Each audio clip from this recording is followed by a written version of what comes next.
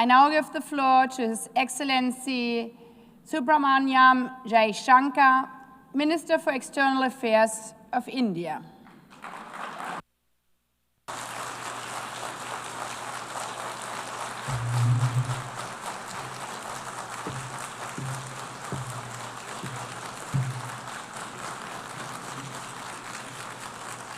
Madam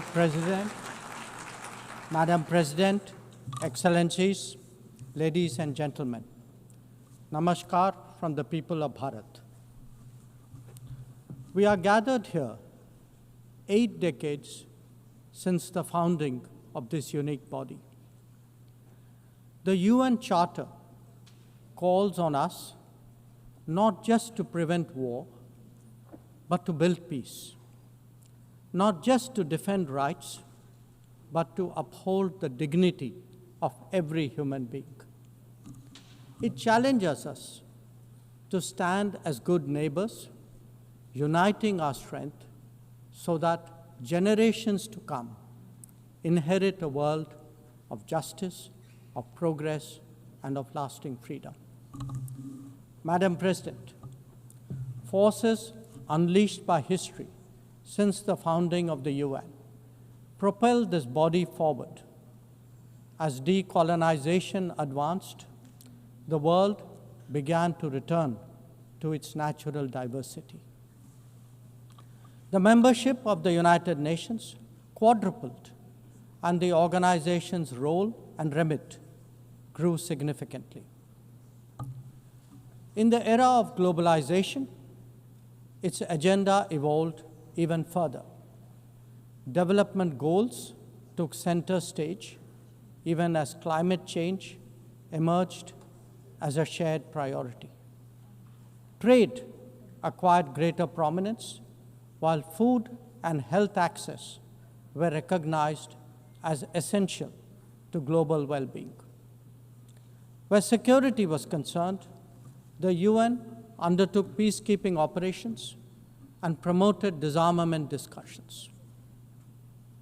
As a result, the UN became a natural platform to debate key global issues. Madam President, we must ask ourselves today, how has the UN lived up to expectations? And just look at the state of the world. There are 2 significant conflicts underway, one in Ukraine and the other in the Middle East, West Asia. Innumerable other hotspots don't even make the news. The slow progress of the SDG Agenda 2030 presents a sorry picture. On climate change, the reality is of recirculated commitments and creative accounting. If climate action itself is questioned, what hope is there for climate justice? When a once-in-a-century pandemic hits us, we saw open discrimination in access to vaccines and to travel. Energy and food security have been the first casualties of conflict and disruption, especially since 2022. Better-off societies insulated themselves by having the first call. The resource-stressed ones scrambled to survive, only to hear sanctimonious lectures thereafter. When it came to trade, non-market practices gamed rules and regimes. The resulting concentration exposed the world to leveraging. On top of that, we now see tariff volatility and uncertain market access. As a result, de-risking is a growing compulsion, whether from limited sources of supply or over-dependence on a particular market. Economic concerns have other dimensions as well. Heightened technology control is one. The grip on supply chains and critical minerals is another. The shaping of connectivity is no less sensitive. Protection of key sea lanes has become a challenge. restricting the evolution of a global workplace is an issue. Each makes a compelling case for more international cooperation, not less. But are we really headed in that direction? And where has the UN actually made a difference? Madam President, as members of the UN, we meet here as sovereign equals. That is not a formalism, but a recognition of the inherent diversity of our world.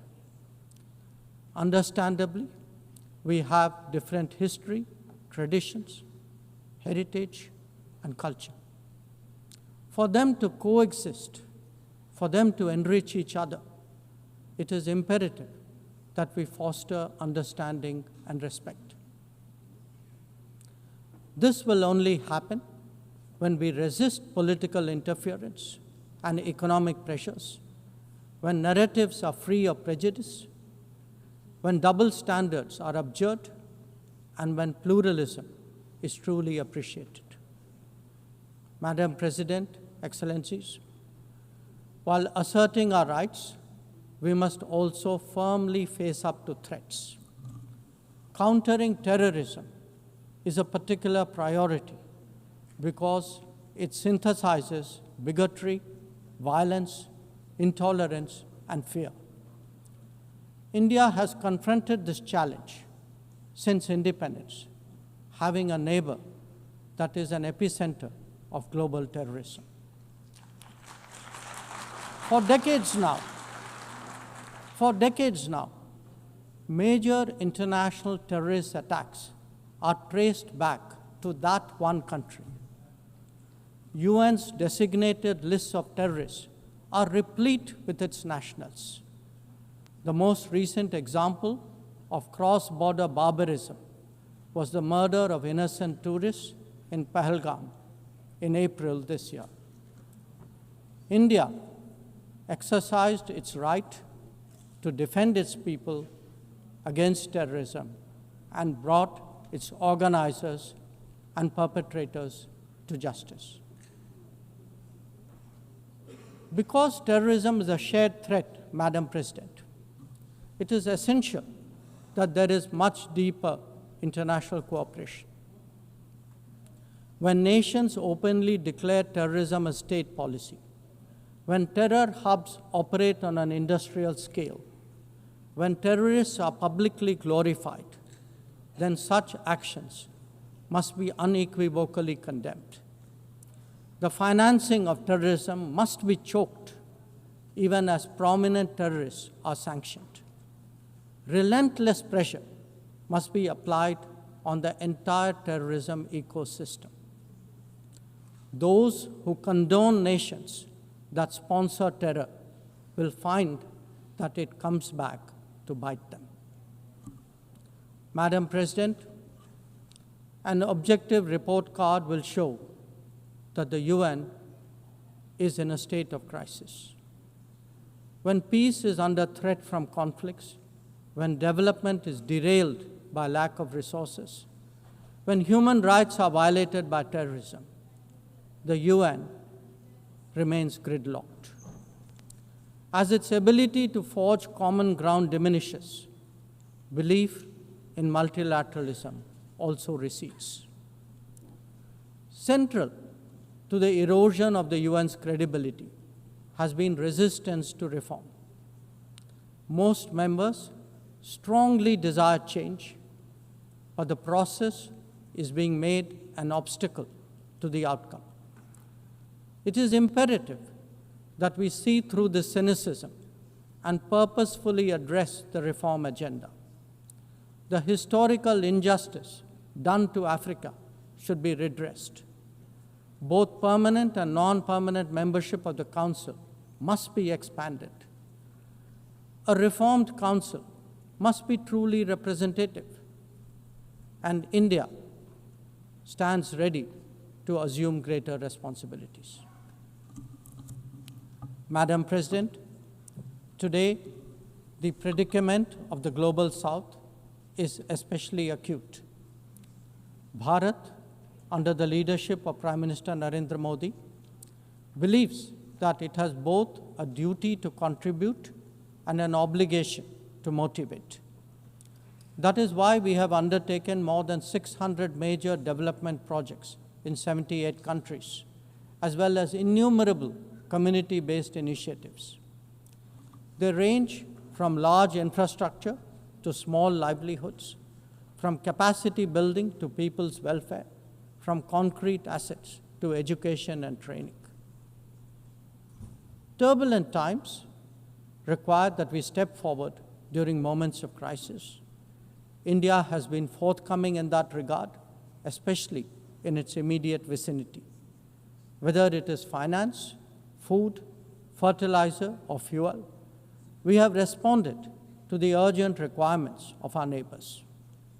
Madam President, climate events and conflicts have created a demand for HADR assistance.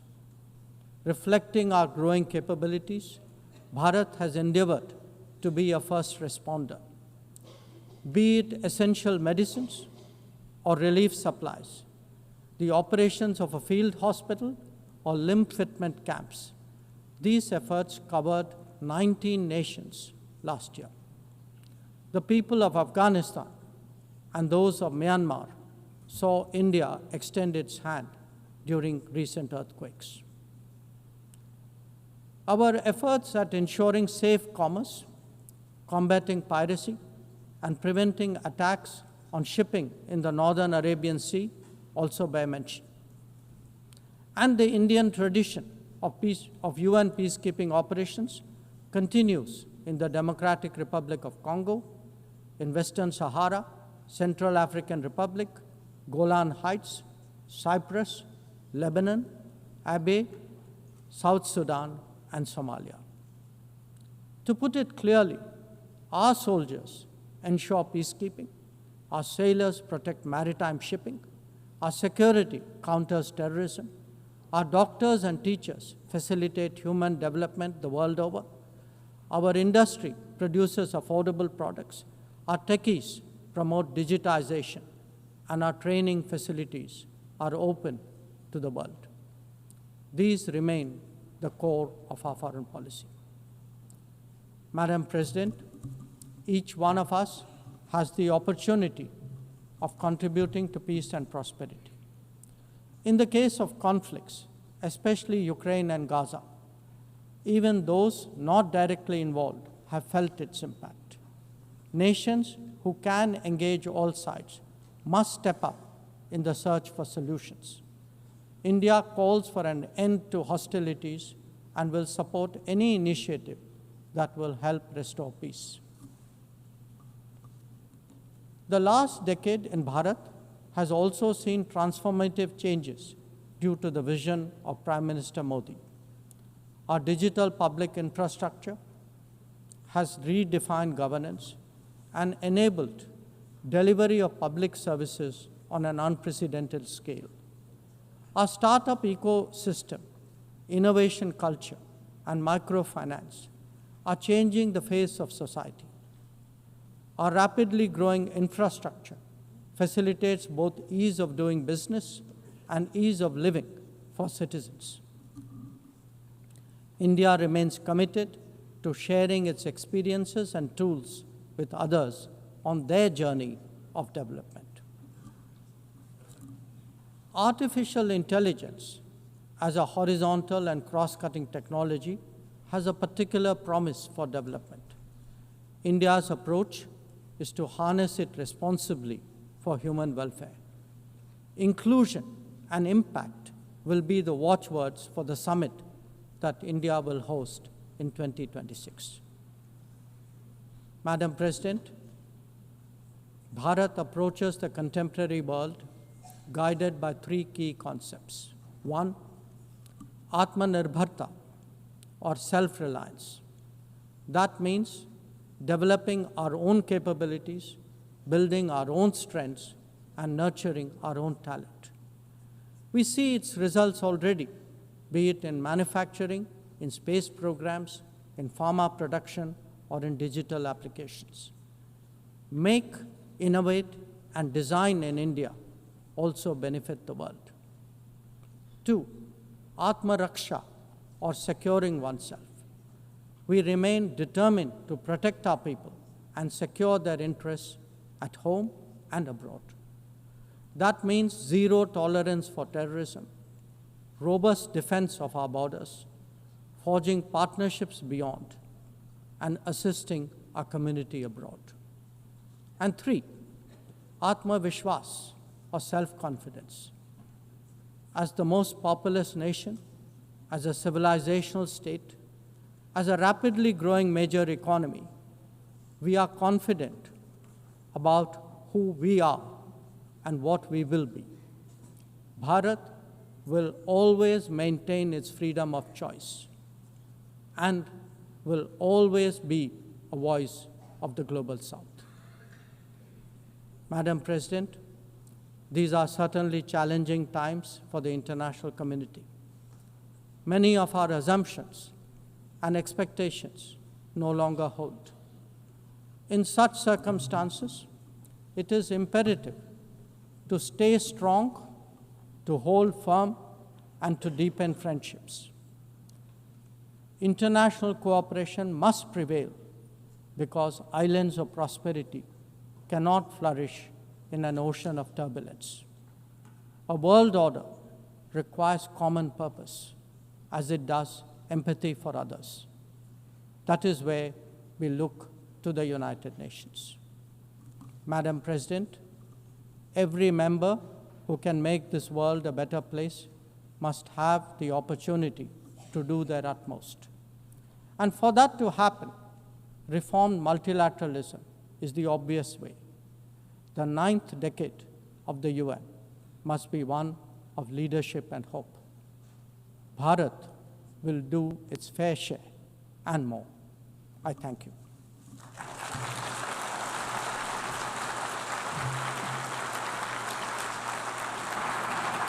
I thank the Minister for External Affairs of India,